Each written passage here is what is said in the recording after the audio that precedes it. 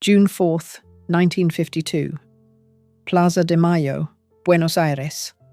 Hundreds of thousands gathered to see their beloved Evita at Juan Perón's second inauguration. The woman who appeared was almost unrecognizable. Beneath her fur coat, a frame of plaster and wire held her upright. At 33, Eva Perón was sustained only by pain medication. The crowds waved and cheered, unaware their spiritual leader was dying. What happened in her final months would become one of the most controversial medical stories of the 20th century. The descent of Argentina's golden icon wasn't just about illness. It was about power, desperation, and how far those around her would go to keep the illusion alive. The girl who escaped the Pampas. To understand how devastating Eva's fall was, you have to understand how high she had climbed from. She wasn't born into power. She clawed her way toward it from the dust and poverty of rural Argentina. Maria Eva Duarte was born on May 7th, 1919, in the small town of Los Toldos on the Argentine Pampas. She was the youngest of 5 children, born to a relationship that was never formalized. Her father, Juan Duarte, maintained his legitimate family in another town while spending months each year with Eva's mother, Juana Ibarguren, and their children. When Eva's father died in a car accident when she was 6 years old, the rejection was complete.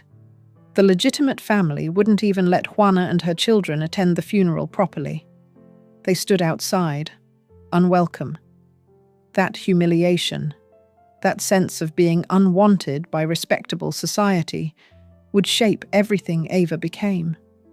The family moved to Junín, struggling financially, living on the margins. Eva grew up watching her mother work herself to exhaustion, watching her older siblings try to make something of themselves, despite the stigma of illegitimacy. And she decided that this life, this grinding poverty and social rejection, would not be her future. At 15 years old, in 1934, Eva left for Buenos Aires. The details of how she made that journey have been romanticized and disputed over the years. But what matters is this. A teenage girl from the provinces arrived in Argentina's capital with nothing but ambition and an absolute refusal to go back. She found work as a model first, then small roles in B-movies. The work was inconsistent, the pay was terrible, and the competition was fierce. But Eva had something that transcended conventional beauty. She had presence, she had determination, and she was willing to work harder than anyone else. Her real breakthrough came in radio. By the early 1940s, she had steady work as a radio actress, performing in soap operas and dramas. She wasn't a star, not yet, but she was making a living in Buenos Aires, which was more than most girls from Los Toldos ever achieved. She bleached her hair blonde. She cultivated a certain style. She was building herself into something new. And then, on January 22nd, 1944, at a charity event for earthquake victims at Luna Park Stadium, she met Colonel Juan Domingo Perón. He was 48 years old, twice her age, and one of the most powerful men in Argentina's military government. She was 24, a radio actress with provincial roots. By all conventional measures, they should have had nothing to say to each other. But something clicked that night. Juan Perón saw in Eva a woman who understood struggle, who connected with the working class in ways he couldn't, who had the charisma and media savvy that modern politics was beginning to demand.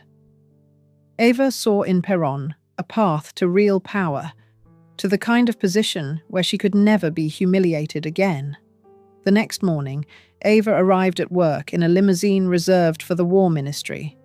Their relationship wasn't subtle, and it wasn't without consequences, when the actress became a force.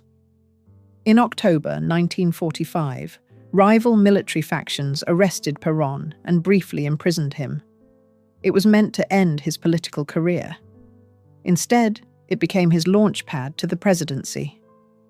The coup against Perón came from officers who saw him as too friendly to Labour, too populist, too willing to upset the traditional power structures that had governed Argentina for generations. They locked him away and waited for his support to crumble. Eva rallied support while he was in prison. She worked with the labour unions, helping to organise the massive demonstration of October 17th that forced Perón's release. The exact extent of her role has been debated by historians, but what's certain is that by the time Perón walked free, Eva wasn't just his mistress anymore. She was his political partner. They married 9 days after his release. In the civil ceremony in Junín, Eva became Eva Perón. When Juan won the presidency in February 1946 with 54% of the vote, Eva became First Lady at 27 years old. And she didn't approach the role the way anyone expected. Traditional Argentine society thought a First Lady should be decorative and quiet, focusing on charity work and social events. The upper class, the old families with their established wealth and European pretensions, expected Eva to know her place. They saw her as an upstart, an illegitimate nobody who had slept her way to power. They whispered about her past as an actress, implying that her only talents were theatrical. Eva didn't care what they thought. She never had. She had spent her childhood being told she didn't belong, being reminded that illegitimate children didn't deserve the same respect as those born into proper families. The rejection had hardened her, taught her that the opinions of the elite meant nothing if you had the people's support. She took over labour relations, meeting with union leaders for hours, awarding generous wage increases, building political support for Perón among the working class. She didn't just sign documents and pose for photos. She sat in rooms with men who had spent their lives in factories and mines, and she listened to them. She understood their grievances because she had lived their struggles in different forms. She cut off government funding to the Sociedad de Beneficencia, the traditional charity organization run by aristocratic women who had snubbed her, who had made it clear that a woman of her background would never be welcome in their circles. And she created her own foundation instead. The Eva Perón Foundation became her power base.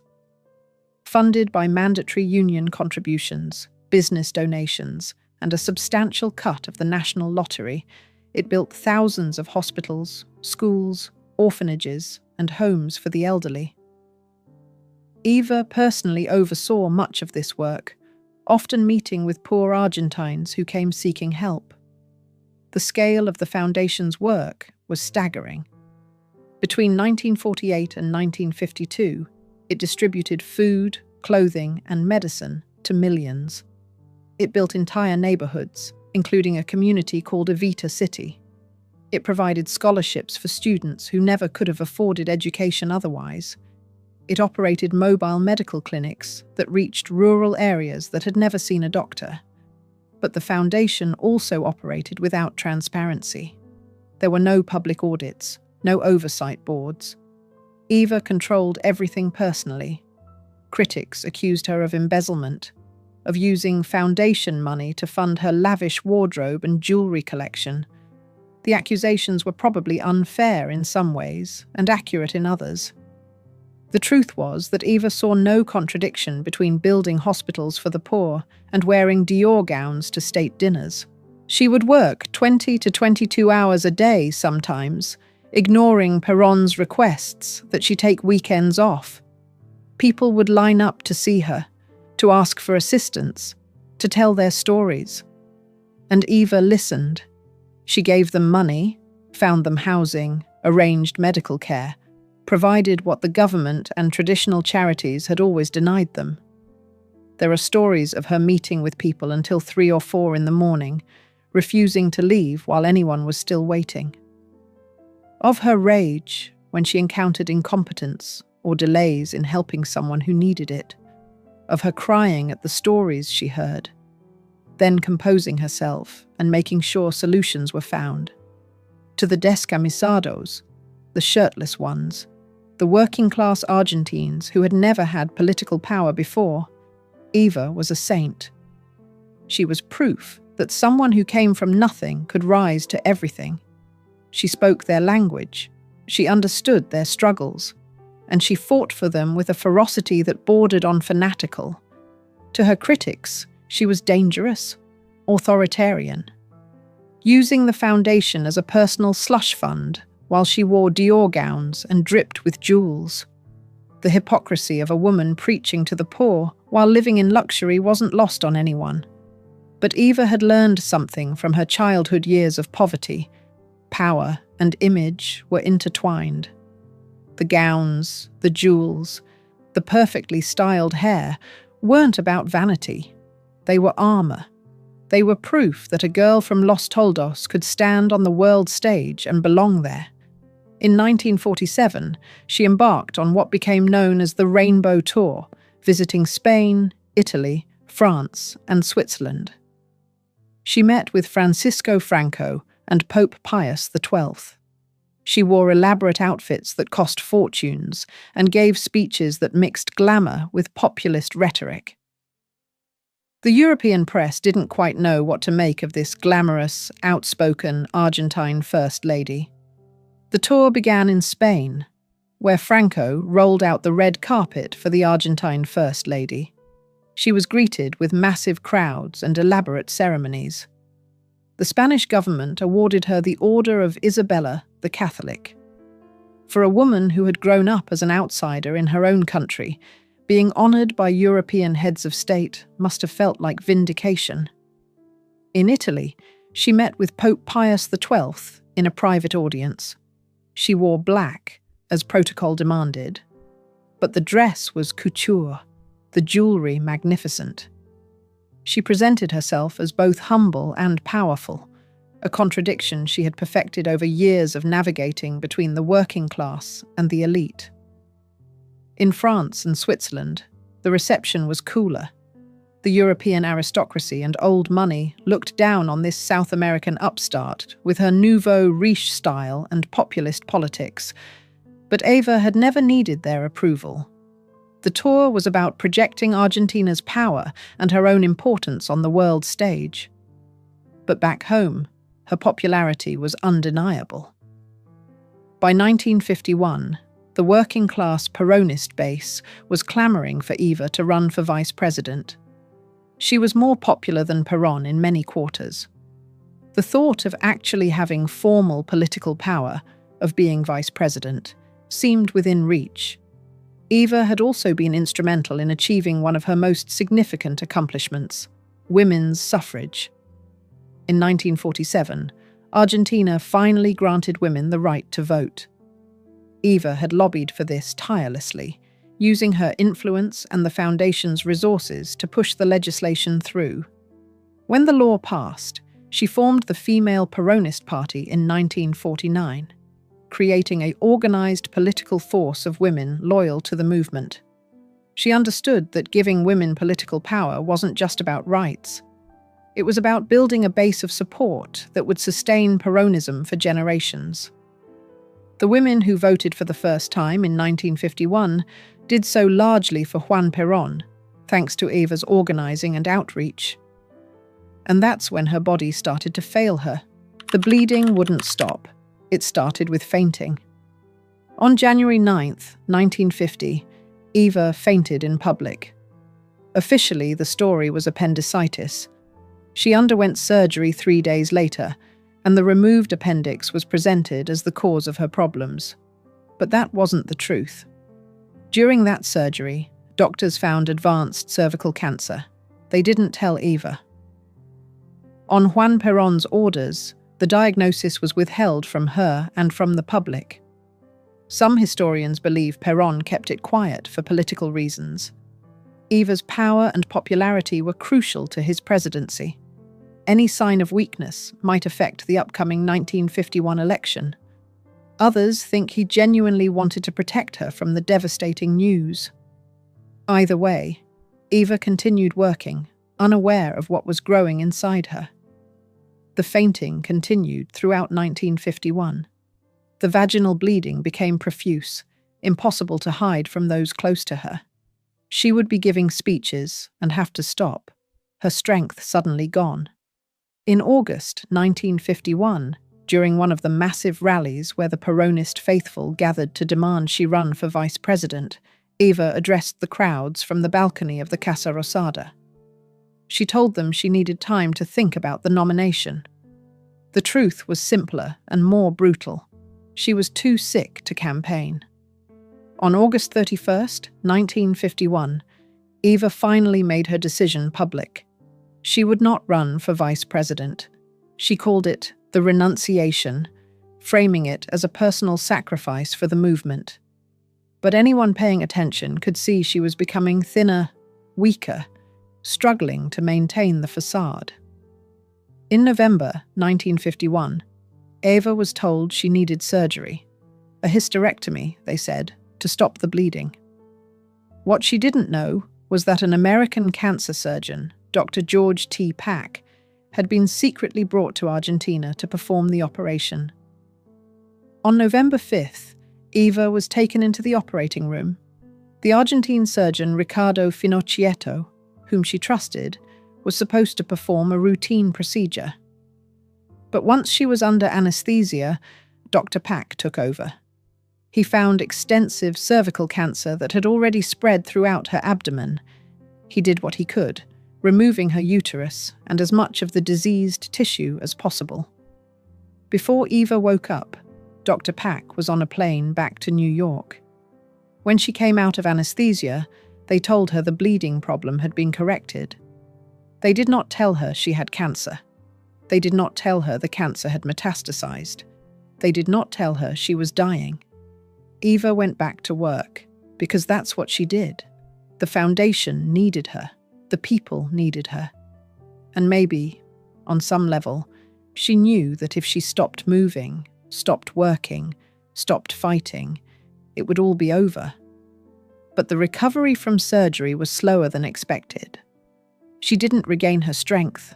The pain didn't go away. And by early 1952, it was becoming harder and harder to hide how sick she really was.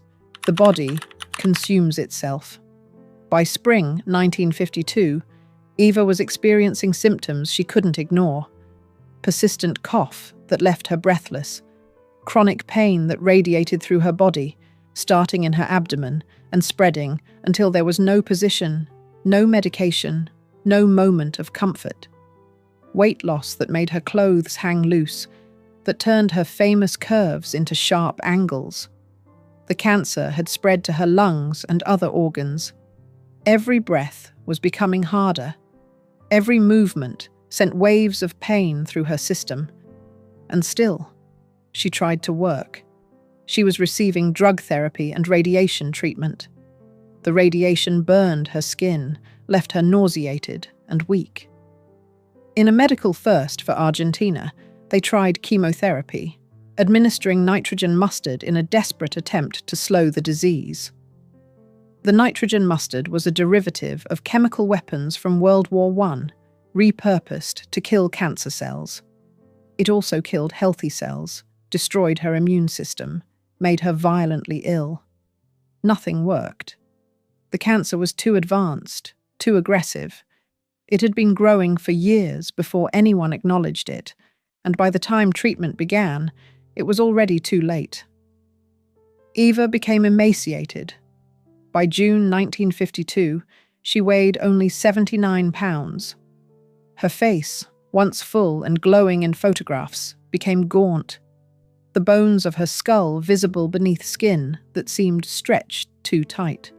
Her iconic blonde hair required constant maintenance to hide how it was thinning from the chemotherapy and radiation.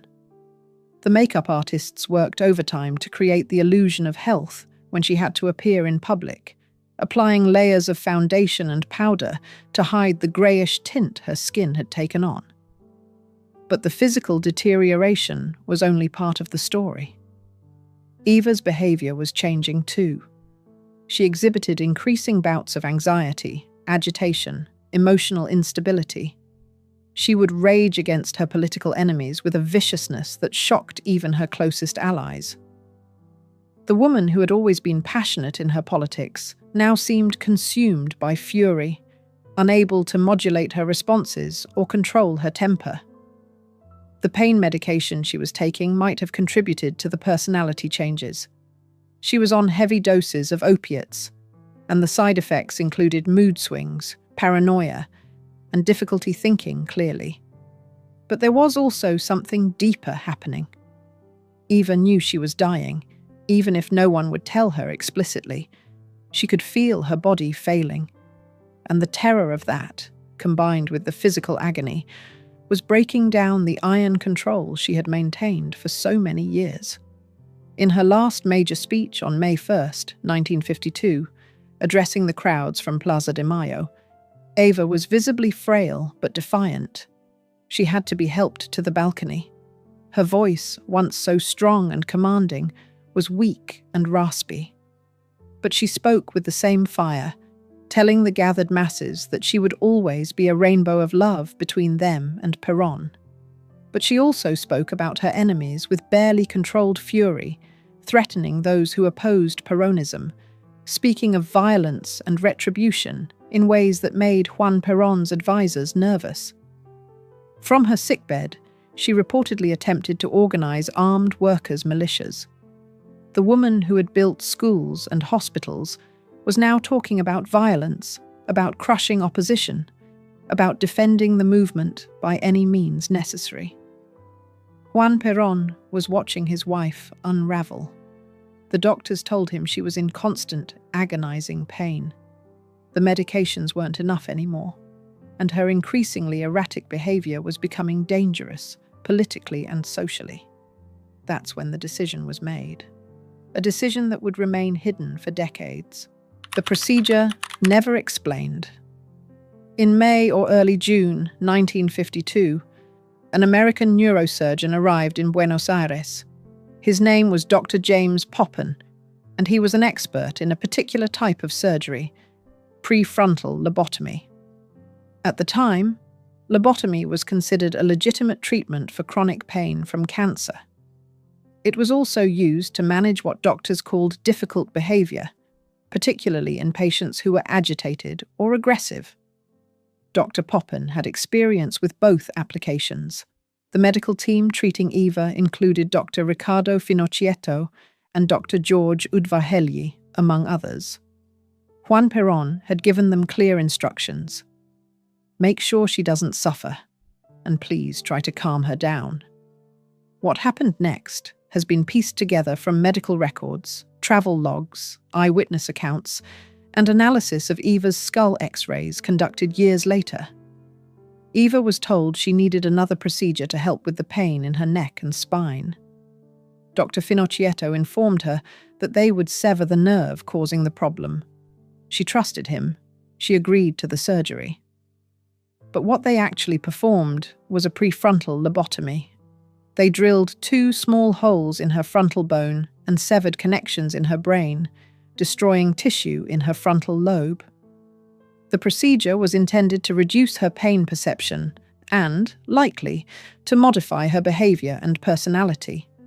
She was never told what they had actually done to her. After the surgery, Eva's behavior changed. She became quieter, more docile. She also stopped eating. The woman who had worked 20-hour days, who had fought with the ferocity of someone who had everything to prove, seemed to disappear behind her own eyes. But she had one more public appearance to make, one more performance for the Argentine people who loved her.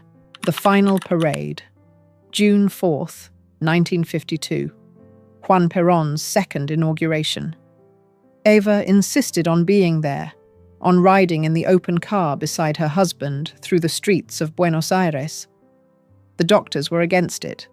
She was too weak. The exposure to the elements could worsen her condition. Eva didn't care. The people needed to see her, and she needed to see them. So they constructed the frame of plaster and wire that would allow her to stand. They dressed her in the fur coat that would hide how skeletal she had become. They gave her the triple dose of pain medication that would get her through the parade. Hundreds of thousands of people lined the streets. They cheered for Evita, their saint, their champion. They saw what they wanted to see: their First Lady, elegant and strong, standing beside the president. They didn't see the wire cage holding her up. They didn't see the pain medication coursing through her system. They didn't see the woman who weighed less than 80 pounds, whose body was being consumed by cancer, and the treatments meant to fight it. The parade lasted hours. Eva smiled and waved. She performed her role perfectly, one last time. When she returned home, she took another 2 doses of medication and collapsed. That was her final public appearance. From then on, Eva Perón remained hidden from public view, confined to her bed in the presidential residence. The cancer continued its work. By mid-July, she was drifting in and out of consciousness. The doctors could do nothing more except manage her pain and wait. On July 26, 1952, at 8:25 p.m., Eva Perón's heart stopped. The 33-year-old First Lady of Argentina, spiritual leader of the nation, champion of the descamisados, died in her bed at the Unzuy Palace. Radio broadcasts across the country were interrupted immediately. The announcement went out. The wife of the president, spiritual leader of the nation, had passed away. Argentina went into mourning, and the mourning was genuine, overwhelming, a collective grief that brought the country to a standstill. 13 days of tears. The government declared an official period of mourning. All activities were suspended. Flags flew at half-mast across the nation, and the people came to say goodbye. Before Eva died, Juan Perón had made arrangements with Dr. Pedro Ara, a Spanish pathologist who specialized in embalming. Ara was considered one of the best in the world at his craft. Perón wanted Eva preserved perfectly, not just for burial, but for permanent display. She was to be Argentina's eternal saint, forever young, forever beautiful. Ara needed to begin his work within hours of death to achieve the preservation Perón wanted. As soon as Eva's heart stopped, he began the process. This wasn't ordinary embalming. Ara spent over a year working on Eva's body, replacing her blood with glycerin and other preservative chemicals, treating her skin and tissues to prevent any decomposition. While Ara prepared the body for initial viewing, Eva's hairstylist dyed her hair blonde one last time. Her manicurist painted her fingernails with clear polish. They dressed her in a white dress and laid her out for public viewing at the Ministry of Labour building, the place where she had met with workers and union leaders, where she had built her political base.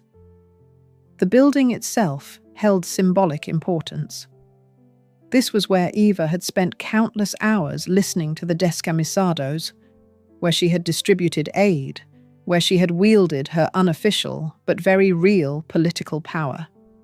Bringing her body here was a way of returning her to the people she had served.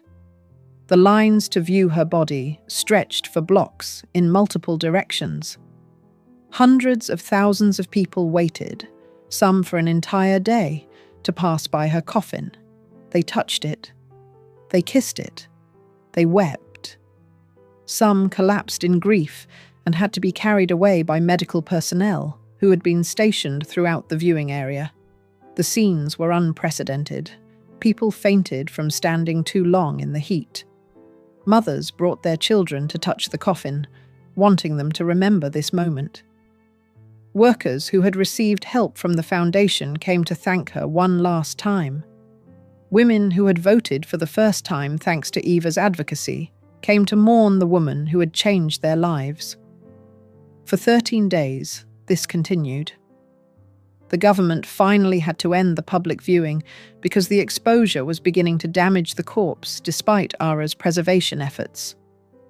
But even 13 days wasn't enough for everyone who wanted to pay their respects. People were still lined up when the announcement came that the viewing had to stop.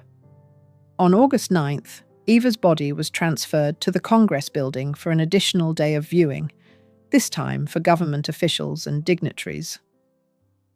The next day, after a final mass, her coffin was placed on a gun carriage and pulled through the streets by CGT labor officials. The funeral procession included Juan Perón, his cabinet, Eva's family, representatives of the female Peronist party she had founded, workers, nurses, and students from the Eva Perón Foundation. Millions lined the streets. Eva Perón was given a state funeral, a privilege usually reserved for heads of state. She had never held any official government position, but to the people who mourned her, titles didn't matter. She had been their voice, their champion, their Evita. After the funeral, Dr. Ara continued his embalming work. It took over a year to complete the process. He replaced her blood with glycerin and other preservatives. He left her internal organs intact, which was unusual but necessary for the level of preservation Perón wanted. The plan was to build a monument larger than the Statue of Liberty, where Eva's embalmed body would be displayed permanently, a testament to her legacy, a shrine for the movement she had helped build.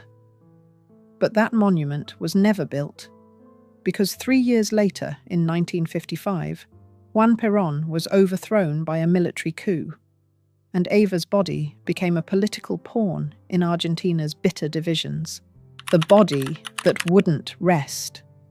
After Perón was overthrown, the new military government saw Eva's preserved corpse as a symbol of everything they wanted to erase. Peronism was banned.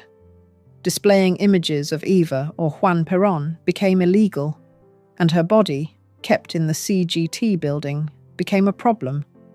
The military couldn't destroy it. Even anti-Peronists understood that making a martyr of her corpse would only strengthen the movement they were trying to suppress. So they decided to make it disappear. In 1955, Eva's body was secretly stolen from where it was being kept. For years, no one knew where it had gone. Rumors circulated. Some said it had been thrown into the river. Others claimed it was buried at sea.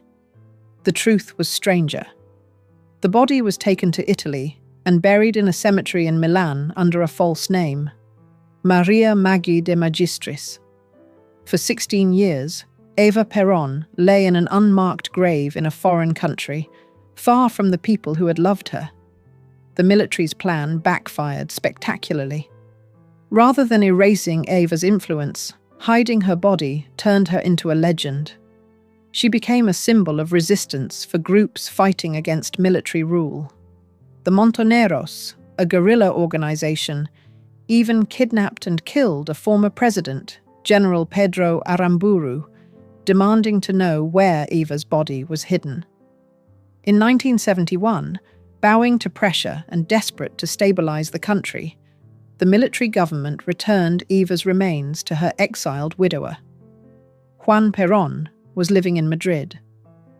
When he opened the coffin, he found that Dr. Ara's work had held up remarkably well. Eva's body was still preserved, almost exactly as it had been the day she died. Perón kept her body in his dining room. His third wife, Isabel Perón, would reportedly brush Eva's hair and speak to the corpse. It was macabre, surreal, a testament to how thoroughly Eva's image had been mythologized. When Juan Perón returned to Argentina and won the presidency again in 1973, he brought Eva's body back with him. He died in office in 1974, and Isabel, hoping to gain legitimacy by association with Eva, installed both bodies in a crypt in the presidential palace. 2 years later, another military coup overthrew Isabel. This time, the military showed more respect for Eva's remains. They were returned to the Duarte family.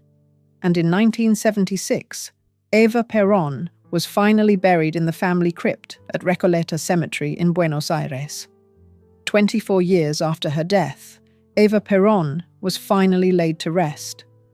Her tomb is now one of the most visited sites in Buenos Aires, always covered in flowers, left by people who still see her as a saint. What remains of Evita? Eva Perón has been dead for over 70 years, but her presence in Argentina has never faded. Her face appears on currency, giant murals of her adorn government buildings. Politicians still invoke her name, claiming her legacy. But what actually happened in those final months of her life adds layers of complexity to an already complicated story.